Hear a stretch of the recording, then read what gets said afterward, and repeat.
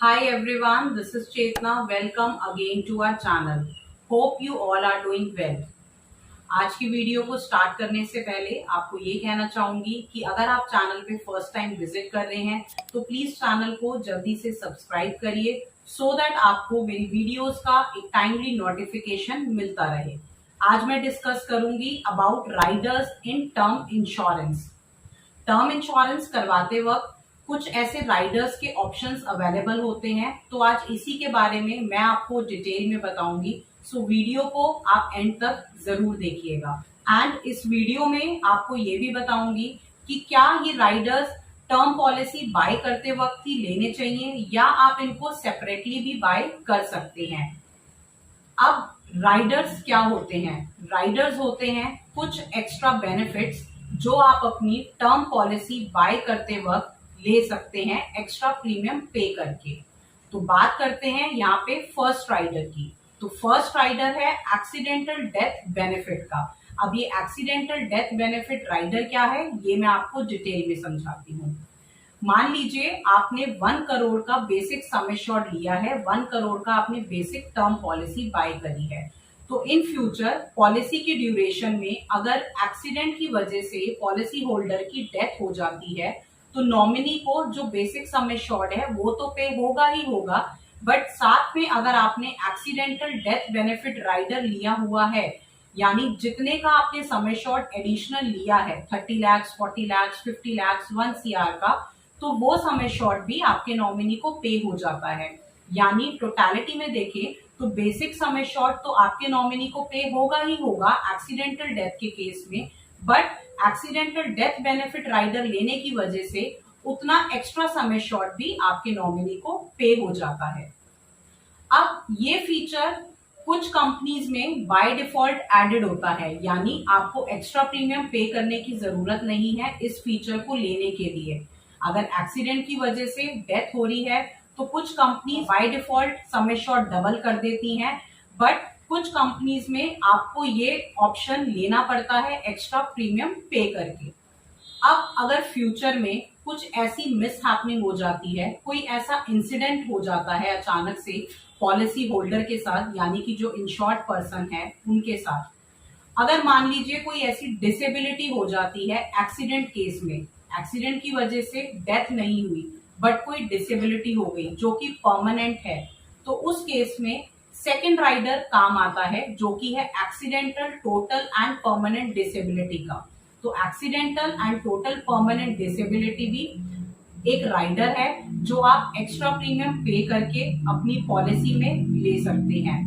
अब policy duration में अगर कभी भी कोई एक्सीडेंट की वजह से परमानेंट डिसेबिलिटी हो जाती है तो जितने का भी आपने एडिशनल सम एश्योर्ड लिया है, कितने भी एक्स अमाउंट का 30, 40, 50 लाख 1 CR का, तो वो सम एश्योर्ड पॉलिसी होल्डर को यानी कि जो इंश्योर्ड पर्सन है उनको पे हो जाता है। क्योंकि अगर एक्सीडेंट की वजह से डिसेबिलिटी हो गई है एंड वो परमानेंट है तो जाहिर सी बात है जो आपकी इनकम है वो भी रुक जाएगी।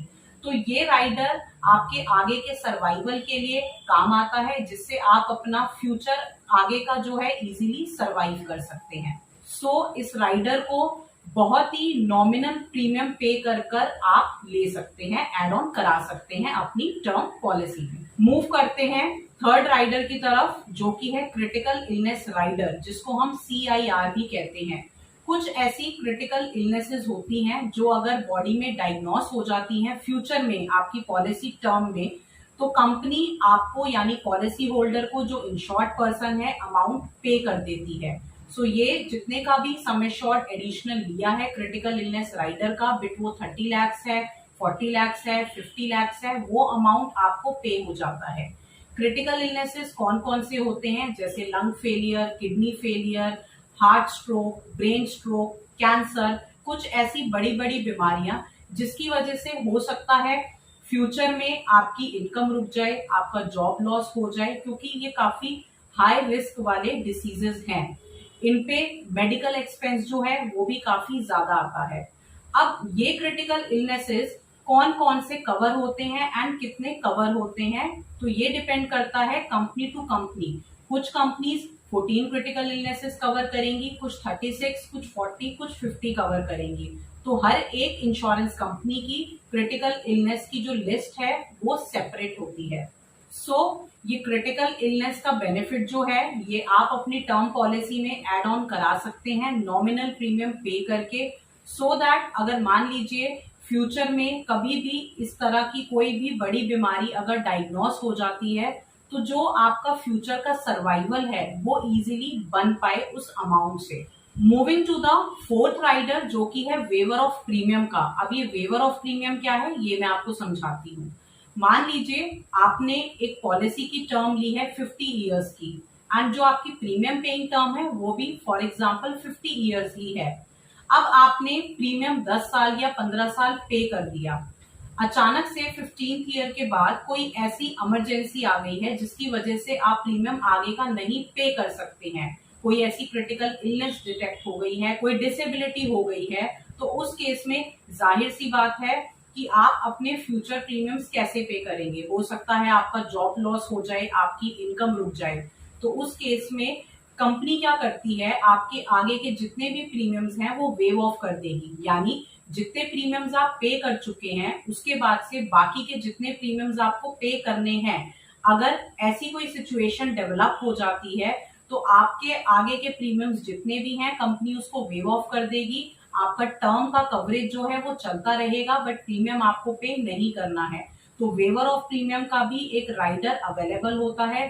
कुछ companies waiver of premium rider का ऑप्शन आपको बाय डिफॉल्ट प्रोवाइड करती हैं और कुछ कंपनीज में आप एक्स्ट्रा प्रीमियम पे करके वेवर ऑफ प्रीमियम का ऑप्शन ले सकते हैं। सो एज अ कस्टमर ये कंप्लीटली आपकी चॉइस है कि क्या ये राइडर्स आपको टर्म पॉलिसी कराते वक्त ऐड करने हैं या नहीं करने हैं। अब बात करते हैं कि क्या ये राइडर्स आप अलग से बाय कर सकते हैं या टर्म इंश्योरेंस लेते वक्त ही बाय करने हैं। तो जरूरी नहीं है कि जब आप टर्म इंश्योरेंस बाय कर रहे हैं तभी आप इन राइडर्स को लें। आप अपनी कंफर्टेबिलिटी के अकॉर्डिंगली इन राइडर्स को स्टैंड अलोन यानी सेपरेटली भी बाय कर सकते हैं। यानी कि आपने टर्म इंश्योरेंस किसी एक्स कंपनी से लिया है और जो राइडर है वो आपने किसी वाई कंपनी से लिया है, तो ये भी ऑप्शन आपके पास अवेलेबल होता है।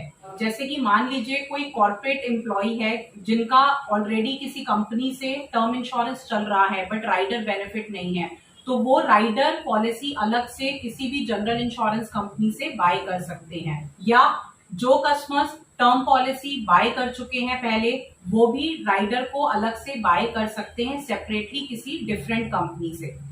राइडर को टर्म इंश्योरेंस के साथ लेने का क्या बेनिफिट है, तो बेनिफिट ये है कि जो प्रीमियम है वो सेपरेटली आपका डिफरेंट पॉलिसीज का नहीं जाएगा कि आपने क्रिटिकल इलनेस पॉलिसी अलग ली है, एक्सीडेंटल डिसेबिलिटी पॉलिसी अलग ले ली है या आपने टर्म इंश्योरेंस अलग लिया है, क्योंकि जितनी ज्यादा पॉलिसीज होंगी उतने आपके प्रीमियम सेपरेटली होंगे, उसको मैनेज करना थोड़ा सा मुश्किल हो जाता है। अगर आप सेपरेटली राइडर पॉलिसी लेते हैं तो उस केस में बेनिफिट ये है कि आप अपने अकॉर्डिंगली जब तक आप चाहते हैं कि आपको उसका कवरेज चाहिए तब तक आप उसको रिन्यू कर सकते हैं। तो अगर आप भी कोई टर्म इंश्योरेंस पॉलिसी या कोई राइडर पॉलिसी सर्च कर रहे हो तो हमें कांटेक्ट कर सकते हैं। डिस्क्रिप्शन बॉक्स में हमारे कांटेक्ट नंबर्स अवेलेबल हैं। कंपनीज के कंपैरिजन के साथ हम आपको कोटेशन प्रोवाइड करते हैं। And moving to the end of this video, अगर आज की मेरी वीडियो आपको अच्छी लगी है तो वीडियो को लाइक करिए। किसी भी तरह के कोई भी आपके डाउट्स, क्वेश्चंस या क्वेरीज हैं तो आप कमेंट बॉक्स में ड्रॉप कर सकते हैं। ज्यादा से ज्यादा वीडियो को शेयर करिए एंड अगर चैनल पे न्यू है तो प्लीज चैनल को सब्सक्राइब करिए। Thank you, have a nice day, take care.